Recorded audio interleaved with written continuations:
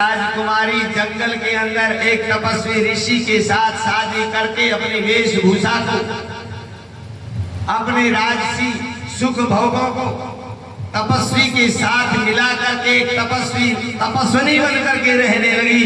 यह है पत्नी का धर्म भाई। डांटने के लिए नहीं, मेरे पिता ने इतना दिया है, मैं नौकरानी नहीं।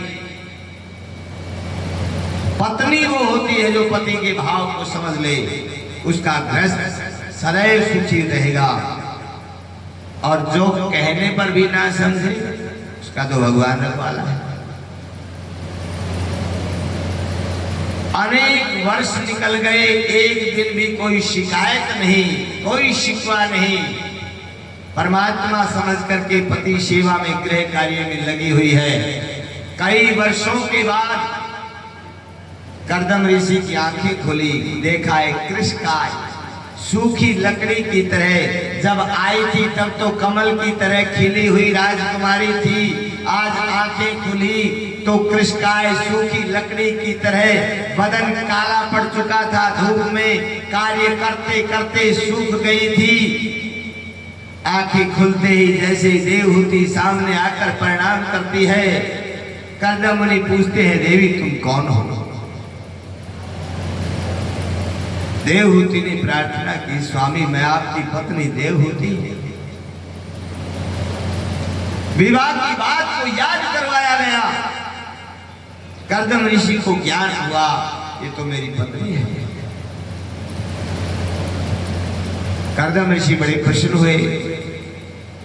गृह कार्य में, पति सेवा में इतनी संलग्न है कि अपने शरीर का आभास भी नहीं। देवी मैं तुम्हारी सेवा से बड़ा प्रसन्न हूं, वरदान मांगो, क्या चाहती हो? देवहूति ने मानो इशारे में ही कहा कि पत्नी एक पति से क्या इच्छा कर सकती है? जो पति पत्नी की इच्छा पूर्ण कर सकता है, जिस इच्छा से पत्नी खुश हो, वही इच्छा चाहिए। भाव को कर्दम ऋषि समझ गए। कर्दम ऋषि तो एक बहुत बड़े तपस्वी थे। उसी समय देवहूति को कहा, देवी ये पास में बिंदु सरोवर है, जाकर के स्नान करके आओ। जैसे ही देवहूति बिंदु सरोवर में गई और जैसे ही सरोवर में डुबकी लगाई, कर्दम ऋषि की तपस्या का फल था।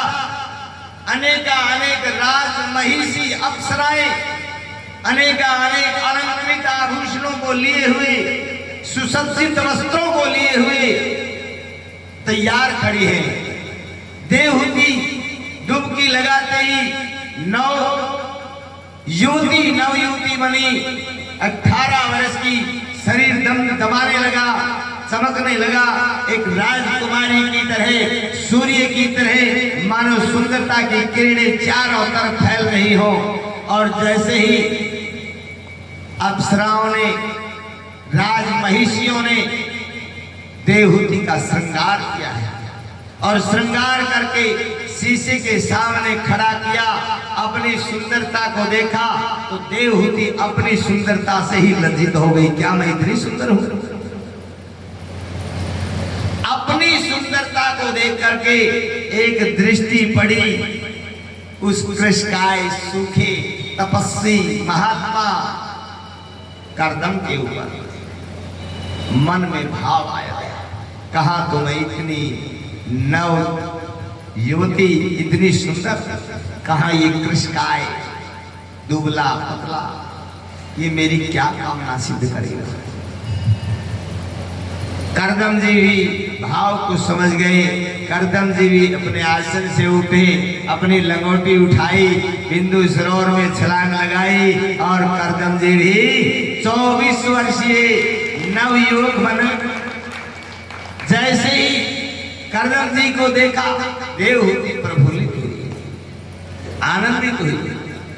कर्दम जी ने अपनी तपस्या से एक मनोनुकूल चलने वाला कामद विमान का निर्माण किया।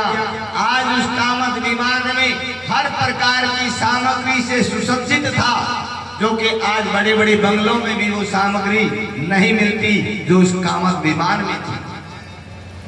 हर प्रकार की और मनोवेग से चलने वाला, मन के अनुकूल चलने वाला वो विमान था। अनेकानेक दास दासियां, अनेकानेक सेवक विमान में मौजूद थे। अनेकानेक खाद्य शोष्य पेय सामग्रियां विमान में मौजूद थी। अब जैसे ही कर्दम ऋषि ने इशारा दिया कि देवी आओ, अपनी पत्नी देवहूति का हाथ पकड़ करके विमान में आरूढ़ हुए। विमान मानव अनुकूल चला। अनेकानेक कंधाओं से, पहाड़ों से, झरनों से, समुद्रों से, नदियों में, अंतरिक्ष में भ्रमण करने लगा। 200 वर्ष बीत गए। 200 वर्ष के अंतराल में 9 कन्याएं पैदा हुई। 9 कन्याएं हुई। विमान पुनः आश्रम में आया और जैसे ही आश्रम में आया, कर्दम मुनि ने सोचा इस गृहस्थ में, इस भोग विलास में क्या रखा है। 200 वर्ष जिंदगी के बेकार कर दी, भजन कर लेना चाहिए। अपनी माला कमंडल ढूंढने लगा, कहीं रेत में दबी हुई, झाड़ियों में फंसी हुई। अब 200 वर्ष निकल गए। अब ढूंढते हैं, कहीं माला मिले, कहीं पंचपात्र मिले, कहीं आसमनी मिले, कहीं गौमुखी मिले, कहीं आसन मिले। देवहूति भाव को समझ गई, स्वामी भजन करना चाहते हैं। देवहूति ने आकर चरणों में प्रणाम किया, स्वामी क्या आप भूल गए, भगवान ने स्वयं आने का वरदान दिया है। कर्दम ऋषि को याद आई बात, भगवान पुत्र रूप में मेरे घर आएंगे। कुछ दिन और रुक गए। समय बीता और देवहूति ने गर्भ धारण किया। समय पाकर के देवहूति के प्रसूति कक्ष में कपिल देव भगवान प्रकट हुए। बोलिए कपिल देव भगवान की। अब कर्दम ऋषि जैसे ही भजन के लिए मन बनाते हैं और इधर कपिल देव भगवान का प्राकट्य होता है। अनेकानेक देवी देवता पुष्पों की वर्षा करते हैं, शंख ध्वनि होती है, नगाड़े बजते हैं। अनेकानेक संत महात्मा, देव ऋषि, ब्रह्म